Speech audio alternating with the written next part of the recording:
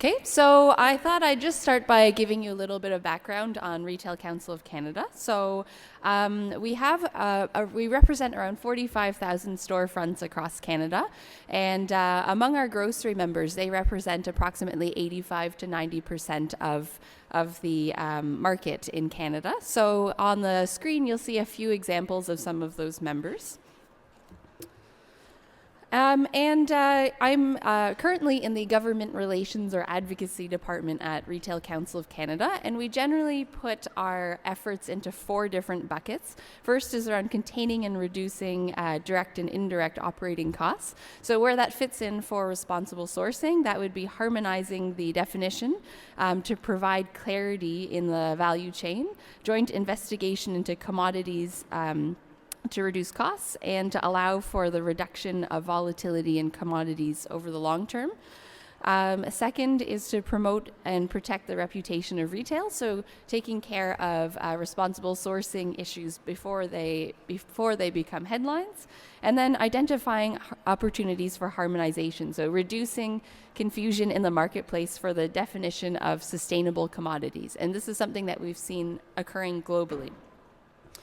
So why are we doing this? So I think you've probably come across this stat a lot over the past day or so, but just in terms of population trends, we're expected to go to 9 billion by 2050.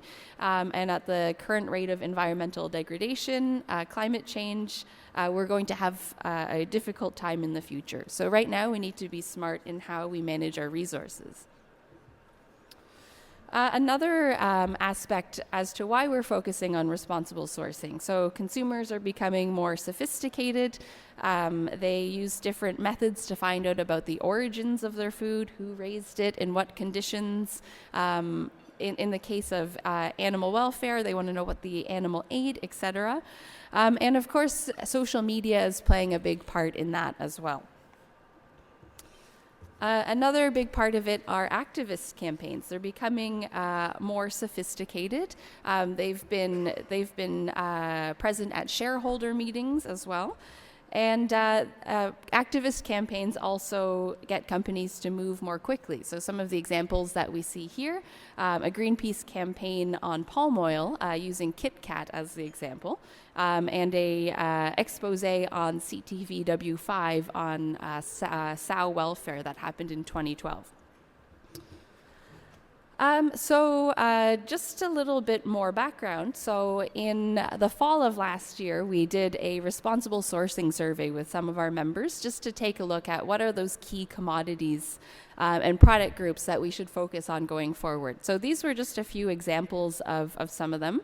On the food side of things, the key focus areas to take a pre-competitive approach, it's looking like seafood, animal products, and on the front that covers both non-food and food retailers, it's the wood and pulp and paper. And just some further background on what motivates grocery retailers. I think this is probably very common across different business industries. So they want to create a unique value proposition to drive traffic to their stores, whether that's some combination of price, quality, status. So if we think of Costco, for example, where they try to provide a very high quality or a large quantity of high quality products at the best possible price, or you could have a Whole Foods that has a high quality of product and price is not necessarily a huge consideration for their consumer base. And we've seen a lot of consolidation recently in the grocery sector. And as well as some entrants come in from the US. So the key, of course, is scale or high differentiation. And when it comes to sustainability, what we've seen is that except for a niche group, sustainability is often a base expectation for most customers and not an add-on. And we are recognizing that in many cases, it's a pre-competitive consideration. So I think one of the studies that I did in a previous life, I used to work in the UK at a think tank and consultancy called Sustainability, and I co-wrote this report during my time there. And the impetus for it was that we saw that there were just a number of eco-labels proliferating. At last count, there's 455. Yet businesses use them widely. We looked across different sectors and we found that around 80% of the top 10 businesses in each of those sectors, they were using them. Yet there was a lot of confusion as to how and why they were used. So this paper really looked at the value, challenges, and way forward for the standard certifications and label model for businesses. So just to make sure that we're on the same page, I'll just do a quick set of definitions for what I mean by the standard certifications and label model, and I'll use fair trade as the example here. So for standards, they set requirements to be followed by program participants, often taking a consensus-based approach. Certifications are that provision of third-party assurance that a product, process, or service is in conformity with the standard. So this might be an audit, for example. And labels are these on-pack claims, marks or seals that indicate conformance with a standard. So it would be this fair trade label that you might see on your pack of coffee, for example. Okay, and consultants, they love alliteration and matrices. So what better way to convey that than with this chart? So this is the 4D model that the standard certifications and label model accomplishes to drive sustainability outcomes. In general, what we find is that standards define, certifications deliver and demonstrate, and labels demonstrate and create demand. So how do they do that? So standards define the criteria for processes, performance, or measurement that will result in better sustainability outcomes. So for example, fair trade standards try to improve trading conditions to alleviate poverty in poverty conditions for farmers that produce for key commodity groups. To contribute to the delivery of better sustainability outcomes by providing expertise and on-the-ground relationships. So this is what typically a certification would accomplish. So fair trade delivers by giving a premium to farmers when they exhibit higher social and environmental standards in their growing practices. And fair trade also has a host of experts on staff. Third, to demonstrate to business and civil society stakeholders that these outcomes are being achieved, fair trade certification requires third-party assurance that these standards have been met. And then lastly, to create or respond to demand for better sustainability outcomes for B2B and B2C customers, fair trade does a number of things. So for example, they have fair trade fortnights. It's very common in the UK. They partner with retailers and brands to drive awareness. And in some cases, institutional purchasers, such as governments, have integrated fair trade into some of their purchasing policies. Okay. And then one of the other conclusions was just summarizing where the value and challenges lay for businesses. So there's a few areas where the most value is gained for businesses for standard certifications and labels. So first, in terms of delivery, standards, they give access to services, expertise, and built-in stakeholder network. So for example, with Mars, the confectionery company, their partnership with the World Cocoa Federation with Fair Trade has given them access to expertise that they wouldn't normally have in-house. In terms of demonstration, there's this aspect of credibility and convenience that comes with adhering to the standard certifications and labels model. So for example, the paper company Kimberly-Clark, for the longest time they had Woody Harrelson rappelling off the side of their headquarters, protesting their responsible forestry practices. And after they signed on to the Forest Stewardship Council, that seemed to have stopped. So in terms of the third area of value for businesses is driving demand from a business-to-business perspective. So buyers from an institutional level are constantly looking for labels in their purchase decisions. So for example, in the US, they'll have the Energy Star the Energy Star label for their electronics purchases. So it's just an easy shorthand for them to buy large quantities of products. Now, where there are benefits and challenges are in the define category. So the positives of this is that it saves companies from reinventing the wheel. So if there's a standard that already works, why are we bothering to reinvent the wheel? The negative is that sometimes with the pre-existing standards, they're not the right one for the company. So I'll give an example of Nestle. Because they are such a large purchaser of cocoa, what's necessarily out there doesn't suit them. So they've had to create their own plan called the Nestle Cocoa Plan, and they use the fair trade label depending on the market that they're in. And then lastly, where there's the least value for companies is in driving demand from a business to consumer perspective. So in many cases, they find that labels are no longer differentiators and they don't have a clear what's in it for me for consumers. So other than that niche group of consumers, it can be seen as a base expectation. The third conclusion that we found from our research was that there's some inherent tensions with consensus-based standards. So generally, when you look at the governance model, there's this laudable intention of inclusiveness, which lends credibility to the process. However, this can slow down the speed of progress on the actual issue. Secondly, there's limits to scale.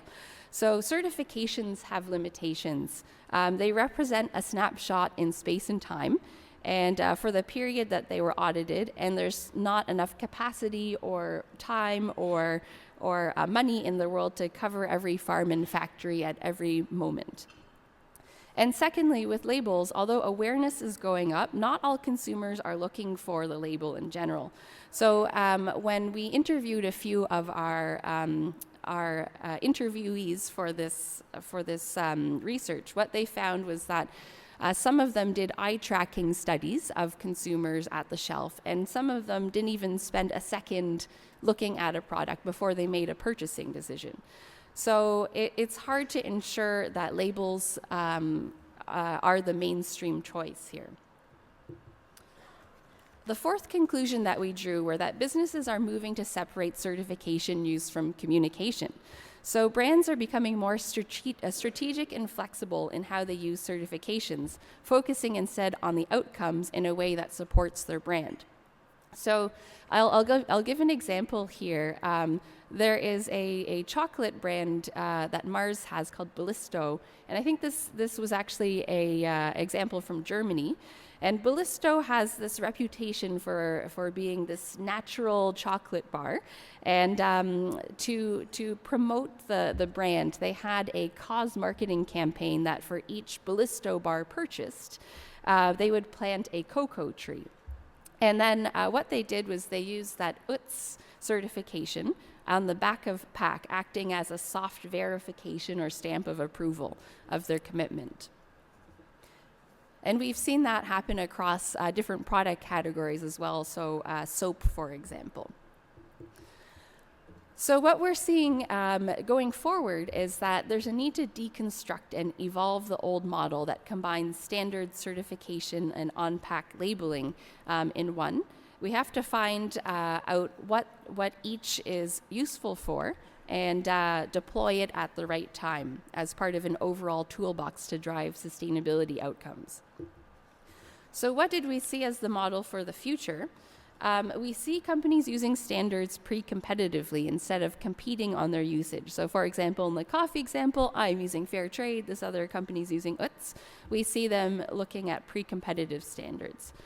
We see standards constantly changing and upping their game to ensure that the performance is there.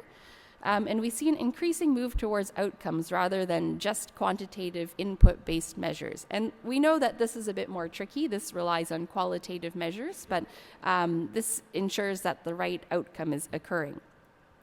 For certification, we see it being complemented with strong supplier-buyer relationships, regulation to some extent, and labels fading into the background role, using brands to delight and mobilize consumers into adopting more sustainable behaviors. So in terms of what the right mix is going forward, we looked at what are businesses expecting from standards going forward. So first is that essentially, businesses are trying to understand which standards represent a baseline and which ones represent leadership. So if we were to look in the coffee space again, I'm using them a lot, there's two standards, the 4C Association, the Common Code for the Coffee Community, and UTZ Certified, who've clearly stated that they're baseline standards where they want companies to innovate above and beyond that. Whereas the other standards that you see up there, the Fair Trade, the Starbucks Cafe Practices Rainforest Alliance, represent leadership standards. Companies have also told us that they want their strong business performance to be rewarded. So currently, if you're to go to the Eco-Label Index, which is a comprehensive database of eco-labels, 2/3 of the labels use a pass-fail system. And what that means is that either you get the label or you don't get the label. And fewer than 1/5 of the labels use something called a tiered system. So that would be a gold, silver, and bronze, recognizing your level of performance. So it makes it difficult for companies to be rewarded on performance. Some examples of this would be EPEAT for electronics and LEED for buildings. So retailers want to be recognized for their hard work, not only awards, but recognition through a standard that they've done their best. And that's a real incentive to get them to move. The third piece was just around faster decision making and adaptation. So so I mentioned earlier that there's this balance between the integrity of governance systems and the need to ensure balance, but also the need to move fast. There needs to be some changes in the governance of some of these labels. And we've seen a move there. In the Fair Trade example again, we saw that they added much more producer representation in their General Assembly. And that was seen to increase the speed of decision making. And lastly, more collaboration.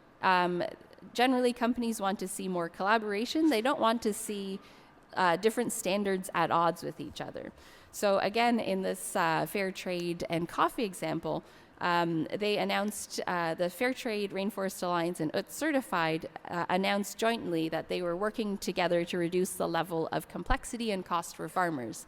At the end of the day, they really want the farmer to benefit, and they seek further cooperation in the field.